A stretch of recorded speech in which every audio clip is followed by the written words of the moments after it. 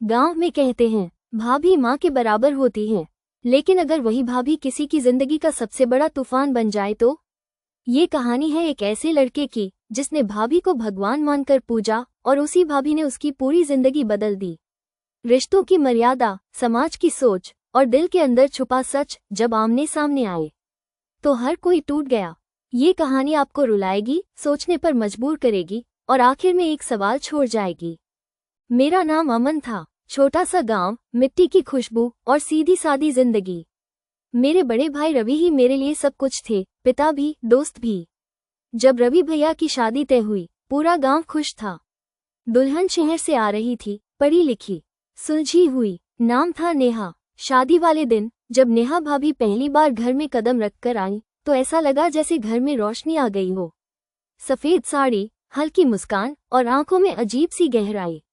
मैंने पैर छुए तो उन्होंने सिर पर हाथ रखा। छोटे भाई जैसे नहीं, अपने बेटे जैसे हो। उस पल मुझे नहीं पता था यही आशीर्वाद आगे चलकर मेरी सबसे बड़ी परीक्षा बनने वाला था। भाभी घर संभालने लगी। माँ बीमार रहती थी तो भाभी ने माँ की तरह सब जिम्मेदारी उठा ली। मेरे कॉलेज के फॉर्म, मेरी फीस, मेरी चिंता सब भाभी ही देखती थी।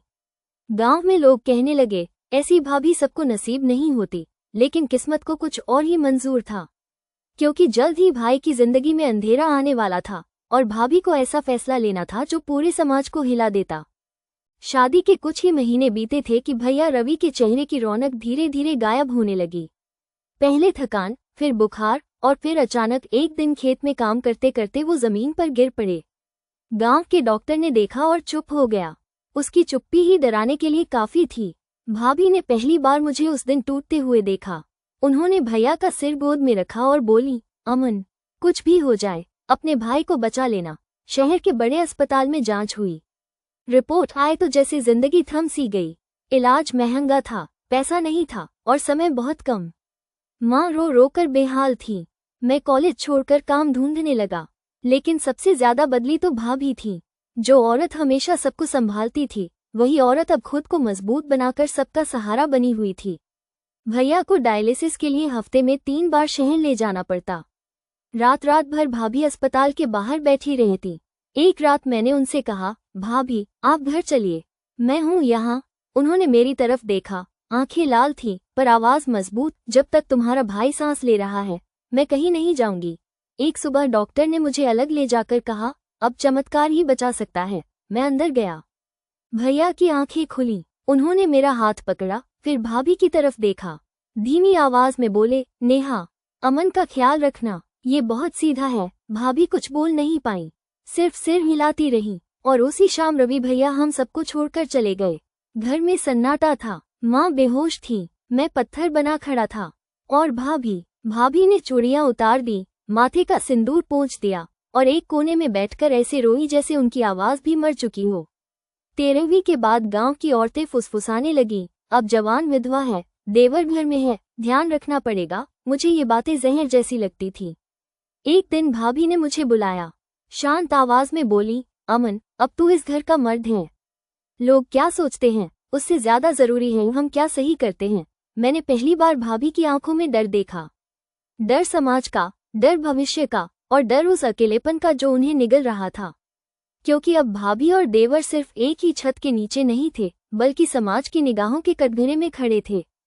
भैया की मौत के बाद घर में जैसे समय रुक गया था। भाभी ने सफेद साड़ी पहन ली थी। हंसी तो जैसे चेहरे से हमेशा के लिए चली गई थी। दिन भर काम, रात भर खामोशी।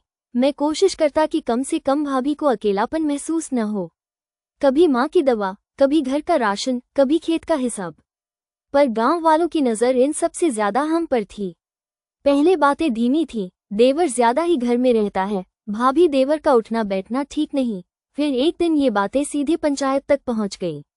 सरपंच ने मुझे बुलवाया। मैं पहुंचा तो देखा पूरा गांव जमा था। बीच में भाभी बैठी थी, सिर झुका हुआ, हाथ कांप रहे थे। सरपंच ने कड़क आवाज में कहा, नेहा बहू, लोगों का कहना है कि तुम और देवर मर्यादा भूल रहे हो। ये शब्द मेरे कानों में हथौड़े की तरह पड़े। मैं उठ खड़ा हुआ। ये झूठ है। भाभी मेरी माँ जैसी है। पूरा गांव हंस पड़ा। एक औरत बोली, माँ जैसी होती तो जवान विधवा ऐसे अकेले क्यों रहती। भाभी ने पहली बार सिर उठाया। आंखों में आंसू थे पर आवाज में आग। अगर विधवा होना गुनाह है तो मैं गुनहगार हूँ, लेकिन चरित्र पर सवाल मैं बर्दाश्त नहीं करूंगी। सरपंच ने फैसला सुनाया, अब एक छत के नीचे नहीं रहेंगे, या तो मुझे गांव छोड़ना होगा या भाभी को। माँ बेहोश हो गई, मेरे पैरों तले जमीन खिसक गई। भाभी उठी, मेरी तरफ देखा, धीरे से बोली, अमन तू कहीं नहीं जाएगा। फिर पंचायत की तरफ मुड़कर कहा, मैं चली जाऊंगी, क्योंकि अगर मैं रही तो हर दिन इस घर पर नया इल्जाम लगेगा। उस रात भाभी ने चुपचाप एक छोटा सा बैग बांधा। मैंने रोते हुए कहा, भाभी आप मत जाइए, मैं सब संभाल लूंगा। उन्होंने मेरे सिर पर हाथ रखा। कुछ रिश्ते निभाने के लिए दूर जाना पड़ता है।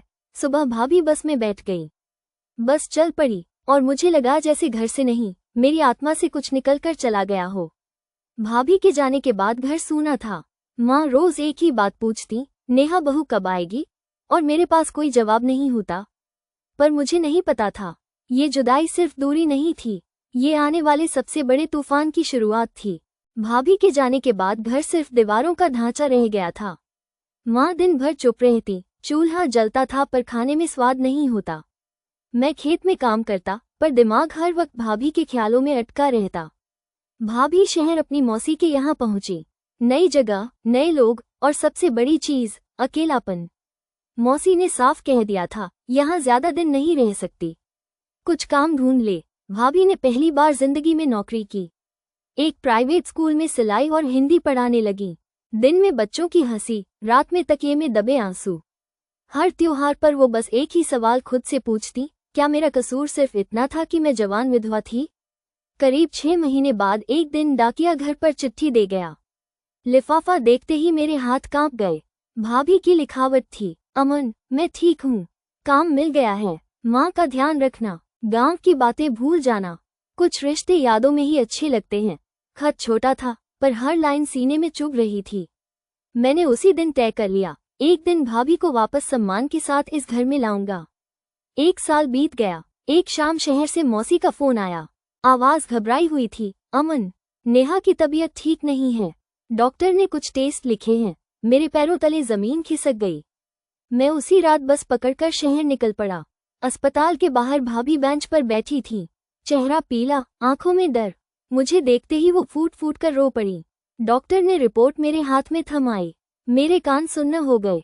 भाभी ने धीमी आवाज में कहा, अमन शायद भगवान ने मुझे ज्यादा दिन जीने के लिए नहीं बनाया। मैं पहली बार भाभी के सामने रो पड़ा। भाभी आप कुछ नहीं होंगी, अब आप अकेली नहीं हैं। इलाज महंगा था। मौसी ने हाथ खड़े कर दिए। मैंने गांव की जमीन गिरवी रखने का फैसला कर लिया।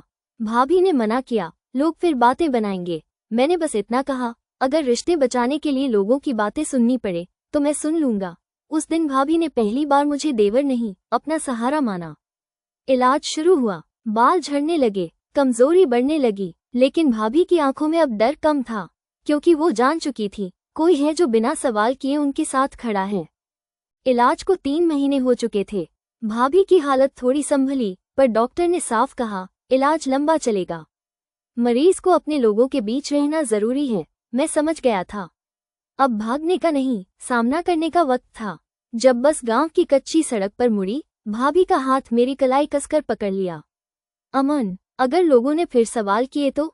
मैंने खिड़की से बाहर देखते हुए कहा, तो आज मैं पहली बार हर सवाल का जवाब दूंगा। बस रुकी। कुछ लोग पहचान गए। फुसफुसाहटें फिर शुरू हुई, वही विधवा शहर से देवर के साथ आई है। लेकिन इस बार भाभी की आंखों में डर नहीं था। माँ चौखट पर खड़ी थी। भाभी को देखते ही लाठी छूट गई।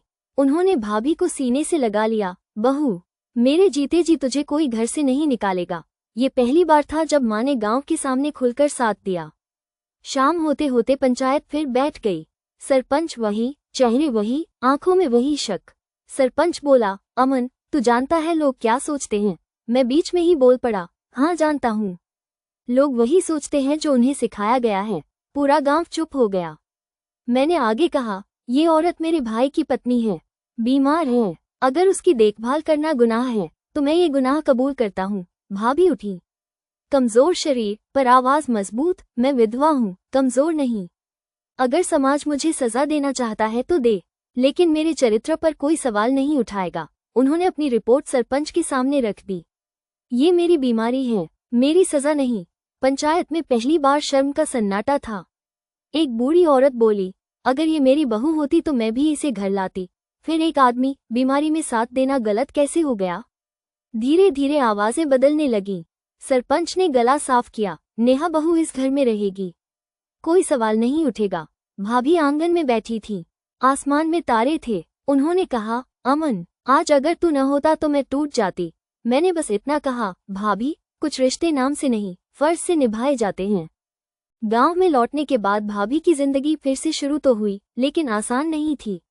इलाज जारी था, कभी दवा, कभी इंजेक्शन, कभी हफ्तों की कमजोरी। पर इस बार वो अकेली नहीं थी। हर 15 दिन में हम शहर के अस्पताल जाते। भाभी के बाल पूरी तरह झड़ चुके थे। आईने में खुद को देखकर वो एक पल को चुप हो जाती। एक दिन बोली, अमन, अब मैं पहले जैसी नहीं रही। मैंने जवाब दिया, आप पहले से ज्यादा मजबूत हैं। भाभी, डॉक्टर भी हैरान थे। इतनी तकलीफ के बाद भी उनका हौसला टूटा नहीं था। जो लोग कभी उंगली उठाते थे, अब वही हालचाल पूछते। कोई दूध छोड़ जाता, कोई सब्जी। माँ अक्सर कहती, दुख इंसान को या तो तोड़ देता है या सबको जोड़ देता है। भाभी अब गांव की औरतों को पढ़ाना शुरू कर चुकी थी। सिलाई, हिंदी और सबसे ज्यादा हिम्मत। एक सुबह डॉक्टर ने रिपोर्ट देखते हुए मुस्कुराकर कहा, अब खतरे से बाहर हैं। मैंने भगवान को धन्यवाद दिया। माँ की आंखों से सुकून के आंसू निकले। भाभी ने बस आंखें बंद की और धीमे से कहा, शुक्रिया। कुछ दिन बाद भाभी ने मुझे बुलाया। शांत आवाज में बोली, अमन, अब मैं इस घर पर बोझ नहीं बनना चाहती। मैं घबरा गया, ये घर आपका है भाभी। वो मुस्कुराई, जानती हूँ, पर अब मैं अपने पैरों पर खुद खड़ी होना चाहती हूँ। उन्होंने गांव में ही एक छोटा सा महिला प्रशिक्षण केंद्र खोलने का फैसला किया। सरपंच ने खुद आकर कहा, नेहा बहू, आज तुम इस गांव की मिसाल हो। एक शाम भाभी ने मेरी तरफ देखा, अमन, लोग आज भी हमारे रिश्ते को नाम देने की कोशिश करते हैं। मैंने कहा, जो समझना चाहे वो समझ चुका है। भाभी बोली, सच यही है, हमने रिश्ते को बचाया, खराब नहीं किया। उस पल मुझे समझ आया, प्यार पाना नहीं, मर्यादा बचाना होती है। भाभी अब सिर्फ एक विधवा नहीं, एक पहचान है। और मैं एक सुकून के साथ अपने भाई से कह सकता हूँ, भैया, आपकी दी हुई जिम्मेदारी मैंने निभा दी। समय बीतता गया, पर भाभी का संघर्ष कभी फीका नहीं पड़ा। आज वही औरत जिस पर कभी उंगली उठी थी, अब उसी गांव की पहचान बन चुकी थी। भाभी का महिला प्रशिक्षण केंद्र अब पूरे इलाके में जाना जाता था। विधवाएं, गरीब लड़कियां, औरतें जो कभी घर से बाहर नहीं निकली, सब यहाँ कुछ सीखने नहीं, खुद पर भरोसा करना सीखने आती थी। भाभी अक्सर कहती, मेरी कहानी दुख की नहीं, हिम्मत की है। माँ अब चैन से सोती थी। एक दिन उन्होंने भाभी का हाथ पकड़कर कहा, बहू, तूने मेरे बेटे की कमी कभी महसूस नहीं होने दी। भाभी की आंखें भर आए, माँ, आपने मुझे बेटी बनाया, वरना दुनिया ने तो मुझे बोझ समझ लिया था। वही पंचायत, वही सरपंच, आज मंच पर भाभी को सम्मान दे रहे थे। सरपंच बोला, अगर हर औरत नेहा बहू जैसी हिम्मत दिखाए तो समाज खुद बदल जाएगा। तालियां गूंज उठी। मैं पीछे खड़ा चुपचाप मुस्कुरा रहा था। एक शाम मैंने भाभी से पूछा, भाभी, अगर आप चाहें तो नई जिंदगी शुरू कर सकती हैं। भाभी ने आसमान की तरफ देखा, मेरी जिंदगी अधूरी नहीं है अमन, मैंने उसे नए मायने दे दिए हैं। ये कहानी भाभी देवर की नहीं थी, ये कहानी थी रिश्तों की, मर्यादा की, समाज की सोच की, और उस औरत की जिसे कमजोर समझ लिया गया पर जिसने साबित कर दिया, इज्जत मांगनी नहीं पड़ती, कमाई जाती है। अगर आपको ये कहानी सिर्फ कहानी लगी तो शायद आपने किसी विधवा की आंखें नहीं देखी, और अगर दिल तक पहुंची तो इसे शेयर कीजिए ताकि समाज की सोच थोड़ी और बदले।